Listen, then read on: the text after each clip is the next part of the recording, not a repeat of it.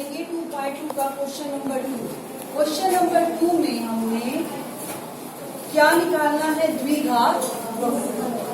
पिछले क्वेश्चन में हमें द्विघात बहुपद दिया हुआ था और हमने क्या निकालने थे? शून्य, है ना। अब उल्टा है, अब शून्यक दिए हुए हैं और क्या निकालना है?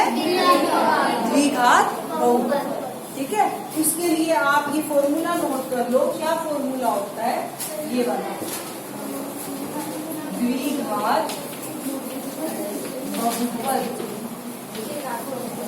द्विघात बहुपद निकालने का फॉर्मूला होता है x square minus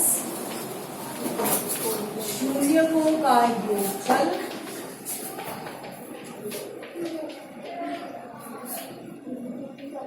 x plus शून्यकों का गुणन।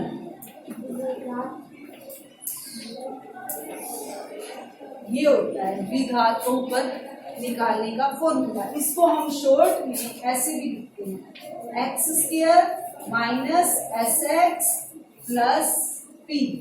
अगर आपको ये बड़ा याद ना रहे, एस का मतलब सम यानी योगफल, पी का मतलब यानी प्रोडक्ट, गुणन। आ गई समझ? ठीक है, इसको शॉर्ट में आप ऐसे याद कर सकते हो अगर आपको ऐसे याद रहता है तो वैसे। देखो, अब हमें योगफल दिया हुआ है, गुणनफल भी दिया हुआ है, निकालने की जरूरत नहीं है। ये देखो, हमें ये लिखा हुआ है ना, समझ लो, शून्यकों के योग और शून्यकों का गुणनफल।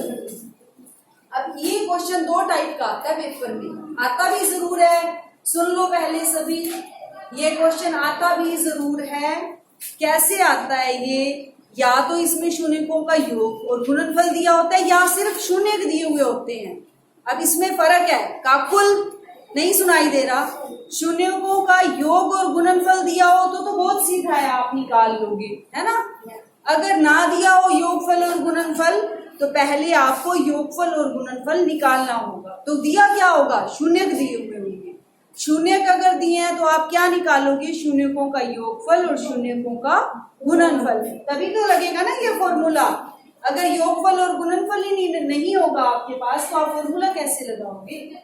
ठीक है, इसीलिए पहले शून्यकों का योगफल और गुणनफल दिया होना चाहिए। अब इसमें तो हमें दिया हुआ है, यही तो दिया हुआ है, शून्यकों का योग और शून्यकों का गुणनफल। इसका मतलब यहाँ शून्यकों का योगफल क्या है? शून्यकों का 1/4 और शून्यकों का गुणनफल क्या दिया हुआ है? -1। तो द्विघात बहुपद x square minus S x plus P. आपने वो लिखना होगा, एक्स स्क्वायर माइनस एस का मतलब योग 1/4 एक्स और पी का मतलब -1। ठीक है, इसको अब आप एलसीएम ले सकते हो। एलसीएम लेना है एलसीएम ले लो, ऐसे छोड़ना है ऐसे छोड़ दो। हमने तो बहुपद निकालना है ना, ठीक है, तो यहाँ तक भी कर सकते हो आप आंसर। एलसीएम लेना है तो ये 4 x square minus x minus 4 ये हो जाएगा। अब ही समझ गए। अब इसी का मैं एक और पार्ट करवा देती हूँ आपको, 0 और वर्गमूल 5 वाला करवा दो, तीसरा पार्ट। ठीक है, ये देखो, इसी के नीचे कर देती हूँ इसका। ये कौन सा पार्ट है? फर्स्ट थर्ड पार्ट है, जिसमें हमें शून्यकों का योग कितना दिया हुआ है? 0। गुणनफल वर्गमूल 5। फॉर्मूला लगा दोगे ये x square minus S x plus P. तो द्विघात बहुपद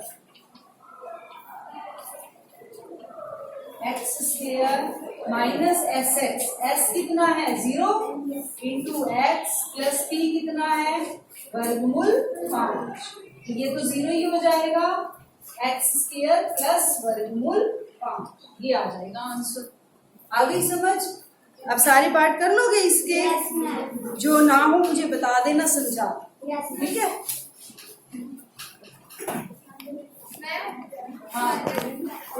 हाँ चलो आ इधर आओ नेक्स्ट पीरियड